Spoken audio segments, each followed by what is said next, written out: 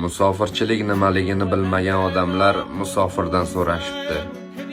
Bu musofirchilik senga nimani berdi, nimani o'rgatdi desa, u shunaqa javob qaytaribdi.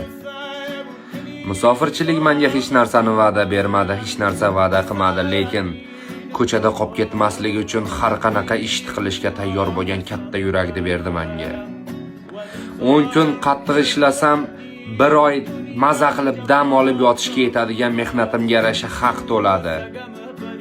Musofirchilik uyimga shunaqangi aylanib qolgandiki, bir ketayotganini, bir qaytayotganimda ichimdan bir nimalar uzilardi. Musofirchilik menga nimani o'rgatdi?